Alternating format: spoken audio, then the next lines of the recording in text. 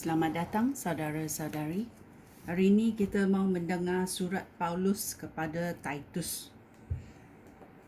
Mari kita bermula dengan kata pengantar. Titus bukan orang Yahudi. Dia memeluk agama Kristian, lalu menjadi rakan dan penolong Paulus dalam pelayanannya. Surat Paulus kepada Titus dikirim kepada Titus yang berada di Kreta. Paulus meninggalkan dia di sana untuk mengurus jemaah di tempat itu.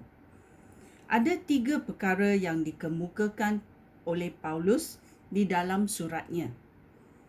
Pertama, Paulus mengingatkan Titus tentang sifat-sifat yang patut dimiliki oleh orang yang menjadi pemimpin jemaah. Hal itu dikemukakan kerana banyak orang Kreta yang buruk sifat. Kedua, Paulus memberikan petunjuk kepada Titus tentang cara mengajar berbagai-bagai golongan dalam jemaah. Lelaki yang tua, wanita yang tua, yang seharusnya mengajar wanita yang muda, orang muda dan abdi.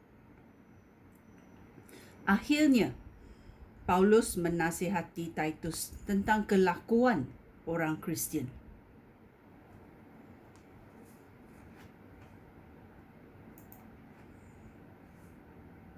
Mereka harus bersikap ramah dan suka akan kedamaian. Mereka tidak membenci orang, tidak suka bertengkar ataupun menimbulkan perpecahan di kalangan jemaah. Ini adalah sifat dan teladan seorang Kristian. Mari kita belajar.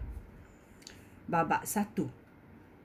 Aku, Paulus, menulis surat ini sebagai hamba Allah dan Rasul Yesus Kristus.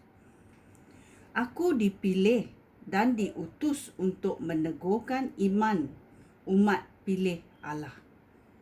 Aku juga harus memimpin mereka supaya mengenal ajaran benar yang diajarkan oleh agama kita. Ajaran itu berdasarkan harapan kita untuk menerima hidup sejati dan kekal. Allah yang tidak berdusta telah menjanjikan hidup itu sebelum permulaan zaman. Pada waktu yang tepat, Allah mengatakan janji itu dalam perkabarannya. Perkabaran tersebut diamanahkan kepada aku, dan aku mengisytiharkannya dengan perintah Allah, penyelamat kita. Titus, dalam iman kita kepada Kristus, engkau bagaikan anak aku sendiri. Semoga Allah Bapa dan Kristus Yesus, penyelamat kita, mengurniai engkau berkat dan kesejahteraan. Tugas Titus di Kreta.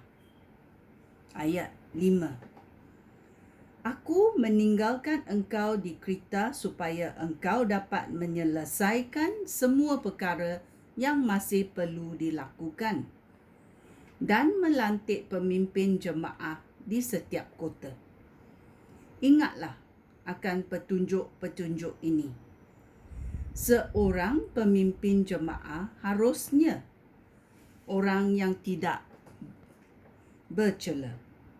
Dia mesti mempunyai seorang isteri sahaja.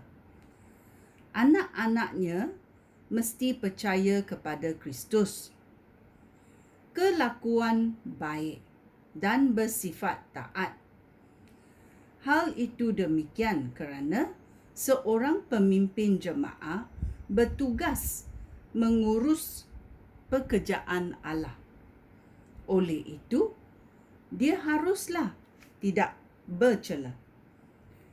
Dia tidak boleh sombong ataupun cepat marah ataupun pemabuk atau suka berkelahi ataupun tamak akan wang. Dia mesti suka menyambut orang ke rumah dan menyukai apa yang baik. Dia harus tahu mengawal diri, jujur, suci dan berdisiplin. Dia mesti berpegang teguh pada perkabaran yang dapat dipercayai dan yang sesuai dengan asas kepercayaan.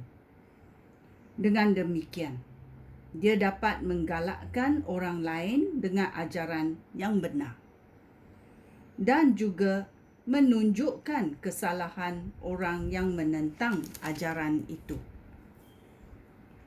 Dia harus berbuat demikian kerana banyak orang yang memberontak dan menipu orang lain dengan cakap karut mereka, terutama sekali orang yang dahulunya beragama Yahudi.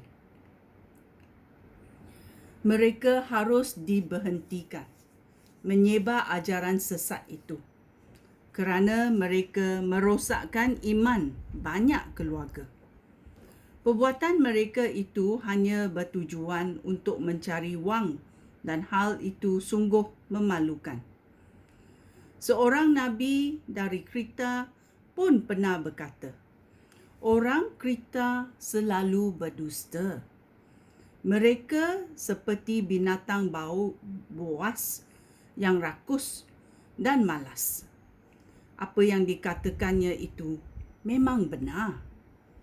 Itulah sebabnya dengan tegas kamu mesti menegur orang yang mengajarkan ajaran sesat, supaya mereka tetap berpegang teguh pada ajaran yang benar dan tidak lagi mengendahkan dongeng-dongeng orang Yahudi ataupun peraturan daripada orang yang tidak mahu menerima ajaran benar itu.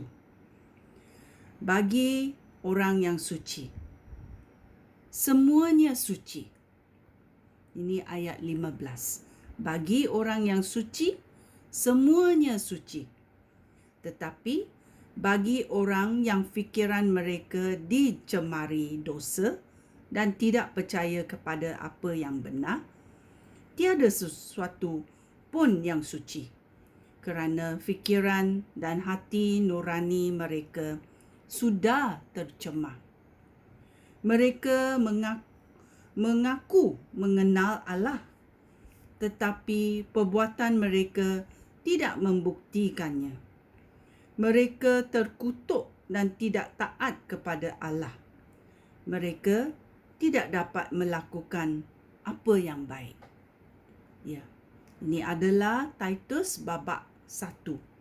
Mari kita belajar mengenai teladan seorang Kristian, tingkah laku dan apa yang harus kita buat sebagai seorang Kristian.